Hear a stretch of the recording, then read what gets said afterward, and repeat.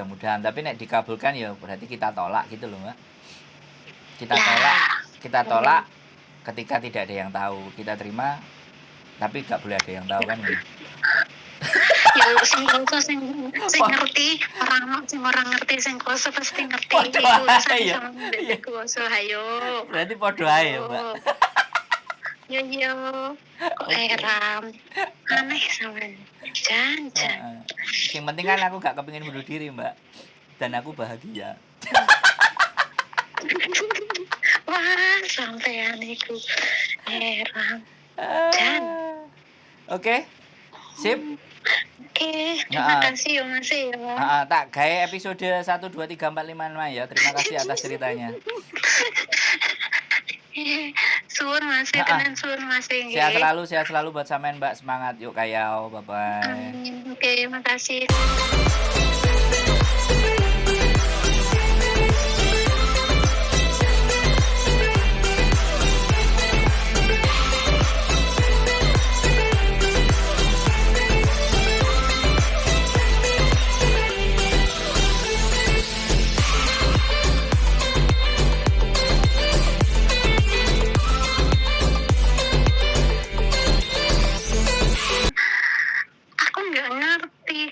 Kalau nomor Miss Yuni itu 2 gitu. Sebenarnya nomornya dia banyak. Cuman ketika dikasihkan semuanya, sehari itu yang nelpon bisa sampai 50. Dan dia merasa kalau yang nelpon banyak terus tidak terlayani, akhirnya kan nggak tepat. Akhirnya ditambahkan nomor satu lagi, nomornya saya. Ya sudah, kamu handle aja. Toh pun jadi ya sudah lah, sekarang tergantung sampean. Kalau sampean masih mau ke dia ya sampean catat kalau nomornya dia yang biasanya ditelepon 562810044. Kalau yang punya saya ini kan 54791077. Jadi 44 itu nomornya dia, 77 nomor saya. Kan di situ di deskripsi itu kan konten ini berisi tentang kisah keluh kesah yang kita naikkan dalam konten agar kita semua belajar. Kasus-kasus yang terjadi di antara TKW Hongkong terus belajar dan semangat. Tonton juga channel yang banyak informasi proses dari Indonesia. Sandro Jabrik wong ganteng sak dunyo. Lah itu nomor saya. Kan sudah tak tulis di situ. Anak-anak semuanya fokusnya sama Miss Yuni. Gitu. Lah sekarang sampean mau cerita atau enggak? Atau sampean ngenteni Miss Yuni ya silahkan. Saya bebas-bebas saja. Enggak. Kalau bisa ya Mas, aku cerita sama Mas. Bisa, tapi ya aku kan di majikan sini kan baru 4 bulan Mas, tapi di sini di Hongkong sini aku ya hampir 14 tahun kan. Tapi saya itu baru ikut majikan ini ya enak nggak enak gitu. Cuma jaga kakek sama nenek. Orangnya itu pendiam, nggak banyak bicara gitu loh. Aku juga banyak istirahat. Ya emang bangunnya jam 5 pagi. Kadang kan mereka juga renang kan. Terus jam 1 siang gitu udah istirahat sampai jam 4. Jam 4 bangun. Itu junpe masak kan. Terus jam 7 udah istirahat lagi. Tapi aku itu ya namanya nenek, aku nggak pernah bicara sama nenek. Habis makan dia masuk kamar main HP, main game.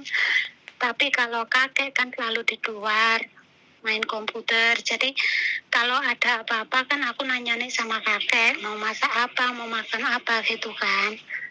Terus saya kaget kemarin kok moro-moro itu namanya komplain ke agen saya Mas. Katanya aku kalau nyuci baju jangan, kalau disuruh kakek jangan mau, jangan dipedulikan, tapi kalau nenek yang nyuruh kamu harus dicuci. Loh, aku itu nggak pernah gitu. Perasaanku itu kan mereka kalau suruh nyuci kan 2 hari sekali. Jadi kalau sore jam 5 kan mereka udah mandi, jadi kadang kakek yang nganterin baju itu ke dapur. Waktu itu kan aku lagi masak, kadang ya nenek gitu. Terus katanya kok mbok aku itu komplain ke agent, katanya aku gak boleh apa itu nurutin perintah dari kakek, harus nurutin perintah dari nenek. Terus aku nggak boleh pokcoy loh. Aku itu loh Mas, mau pokcoy gimana? Aku sama nenek nggak pernah bicara. Terus sama kakek cuma nanyanya itu mau makan apa, nanti malam makan apa, besok sarapan apa, gitu aja loh. Aku kadang, ya ampun. Oh, ya emang aku nggak banding-bandingin majikan yang dulu sama sekarang ya. Majikan aku yang dulu itu kalau emang aku punya salah nggak bisa dibilangin lagi, emang dia langsung komplain ke agent. Tapi kalau ini aku merasa aku nggak punya masalah loh, nggak pernah pokcoy. Aku kayak gitu ya Mas. Oke, ceritanya sudah. Apa giliran saya ngomong atau saya masih Ya, nunggu cerita lagi? ya mohon saran ya Mas. Jadi, oke gini. Sampean kan tidak tahu atas apa yang terjadi ya, karena situasi dan keadaan yang sesungguhnya tidak seperti itu kan, begitu. Nah, salah satu cara untuk mengetahui apakah itu benar dan tidak, sampean cross checknya sama nenek, sama bobo. Jadi si bobo kan, sampean ngomong kan pasti sudah bisa bahasa. Apa benar aku salah dalam bekerja menurutmu? Aku pingin ngomong sebentar. Ya kasih pas makan kan, kalau udah selesai makan dia mau masuk kamar, sampean bobo misi. Jadi sampean nanya ke bobonya langsung, apakah aku selama ini kerja tidak baik atau seperti apa, karena agentku ngomong katanya aku begini dan begitu, bagaimana menurutmu?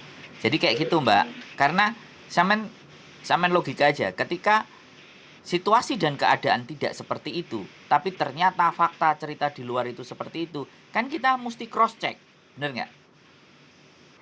Iya. Nah, cross checknya itu harus ke nenek, ke bobo. Karena sampean ngerti nggak? Agency, saya bilang agency, kalau 4 bulan selesai potongan, ada yang bercerita digesek pergi, terus habis nanti potongan lagi gitu loh, karena belum setahun kunci semuanya, mau nggak mau dia bisa dapat duit lagi. Sampean pernah berpikir seperti itu nggak gitu? Kalau aku bisa berpikir seperti itu. Tapi untuk lebih memastikan bahwa mana yang benar, sampean harus komunikasi sama bobonya. Bisa dipahami nggak? Iya menurut sampean. Nah, kita diskusi bagaimana kira-kira? Nggak curhat, diskusi aja bagaimana? Menurut sampean kayak gitu masuk akal nggak? Ya masuk akal juga sih. Nah, jadi tapi kok bobo aku kayak gitu, aku yang nggak habis pikir kok kayak gitu loh Mas. Nah, aku kasih tahu sama sampean ini orang Indonesia, dan bagiku sampean kalau seperti ini ceritanya, sampean orang baik. Sampean selalu mengandalkan perasaan, tepo seliro, penak nggak penak kan gitu, tapi tidak berkomunikasi. Sedangkan orang Hongkong kan tidak seperti itu Mbak. Bisa dipahami nggak? Iya. Sampean 14 tahun kan sudah tahu majikan itu punya, Hongkong itu punya stylenya kayak gimana sih kan, kayak gitu. Bukan hanya bobo tapi juga agensi juga kan. Setidaknya 14 tahun itu sampean menurutku sudah memahami bahwa situasi keadaan agensi itu bagaimana, majikan bagaimana. Kalau sudah bisa komunikasi, sebaiknya memang bertanya langsung ke bobo. Kalau aku ada yang salah, aku ada yang keliru, mana yang harus saya betulkan bobo, gitu. Aku pingin bekerja, aku pingin cari uang buat keluargaku, jadi diambil hati Mbak. Tapi kan harus ngomong, gak cuman ngambil hatinya, cuman rajin bekerja saja, tapi kan juga harus ada komunikasi yang terbangun. Nah mulailah sampean bertanya gitu. Oke, kata-kata agent abaikan dulu, perbaiki komunikasi dulu sama bobo. Kalau memang dia nggak mau ngomong dan nggak bisa ngomong, atau kecuali dia bisu, atau sampean komunikasi sama kakek. Tapi menurut saya ngomong dulu sama nenek. Kalau ngomong nenek sudah dapat jawaban, ya kan sudah cukup, nggak kerja 2 kali. Ngomong sama nenek susah, ngomongnya sama kungkung, sama kakek. Nah nanti kakek kan akan komunikasi sama nenek. Nah, setelah Iya. komunikasi hasilnya bagaimana, baru sampean menemukan jawaban yang benar itu yang mana. Apakah agentnya memang mau main-main atau memang majikan sampean itu tidak menyukai pekerjaan sampean, kan begitu. Jadi semuanya Oh nggak iya. bisa dihitung pakai perasaan. Piye nek menurut sampean? Kita diskusi. Iya Mas. Mm-mm. Tapi maaf Mas, aku Boleh. tadi kan waktu nenek keluar ya, Mm-mm. nggak tahu kemana. Terus kan Kungkung juga keluar sebentar, tapi habis itu kembali. Terus saya kayak kerja gitu, kayak gimana gitu, nggak bisa tenang. Akhirnya aku gimana ya, aku mau bilang sama kakek. Tapi aku sama kakek tadi bilang, tapi jangan bilang sama nenek kayak ya, aku bilang gitu. Iya, ada apa katanya gitu. Kayak maaf sebelumnya, aku selama aku kerja di sini aku salah, aku bilang gitu. Aku mohon kalau emang aku salah tolong aku ditegur ya kek, aku bilang gitu. Enggak ada apa-apa. Ada apa sih katanya gitu.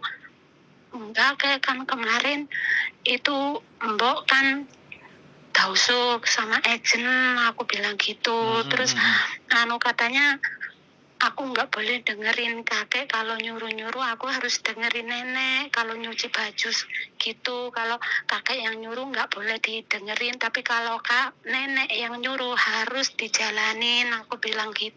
Dia bilang gitu. Terus katanya kok aku pokcoy. Terus aku pokcoy yang gimana toh kek, aku gitu kan. Mereka berdua emang kayak gitu. Kok aku ajoa katanya gitu. Udahlah yang tenang, kamu nggak ada apa-apa, kok nggak ada apa-apa, kamu kerjanya baik, udah nggak usah pedulikan mereka gitu. Yang tanda tangan siapa? Ya. Yang tanda tangan siapa Mbak? Di kontrak sampean? Yang tanda tangan mbokku, anak nenek. Oh, anaknya nenek. Nah, sekarang untuk mengetahui jawabannya kan ya memang benar-benar sampean harus bertanya dengan nenek. Jadi nggak bisa meraba-raba. Karena kalau Kongkong kan cowok, laki-laki, dan bisa jadi Mbak, orang semakin tua itu semakin sensitif. Terus enek sing gatekno. Itu kadang ada perasaan tidak suka. Nah, logika kita harus nalar sampai ke situ Mbak. Melihat situasi dan kondisi, jangan justru malah diratapi. Makanya benar sampean telepon, ngajak diskusi orang, ngomong untuk bagaimana, apa yang harus saya perbuat. Kan sampean kayak gitu tuh diskusinya, ngajak diskusi. Iya Mas. Nah, sekarang coba dirubah. Jadi ngomong ke nenek basa-basi. Ya kita coba tes kan, kita nggak ngerti responnya. Aku boleh ngomong sebentar nggak, Bobo gitu. Kalau dia wis nyente marah, ya sudah, nanti kalau misalnya kamu sudah nggak marah, kamu kasih tahu saya ya, aku ada ngomong sesuatu yang penting sama kamu. Kan ngomong kayak gitu no problem. Cuma ya. Nah, kalau dia sudah begitu baru dibuka. Agent dauso, apa aku keliru? Apa ada yang salah atau ada yang nggak benar dalam kerjaanku? Memang harus dikonfirmasi secara mendetail. Jadi jangan melebar ke kiri ke kanan dulu, langsung ke sumbernya saja, ke nenek saja. Kan memang ya sekali lagi di sini rata-rata teman-teman punya sampean ini masih menurutku masih tergolong dan terlihat sangat biasa. Yang nggak biasa itu biasanya dadai singsang punya bayi baru terus ada neneknya. Iki kenyihe gak karu-karuan. Jadi si mbaknya jaga bayi itu masalah. Selalu aja dipersalahkan. Rata-rata anak baru kan baru masuk lagi dari Hong Kong harus menyesuaikan lagi kan. Ya, menurut saya sampean benar-benar harus beranikan ngomong sama Bubu. Saran aku, tidak ada masalah menurut aku selama sampean terjadi komunikasi dengan baik. Nah, terjadi pemikiran seperti itu kan karena sampean nggak ada omongan sama bubunya, bener nggak?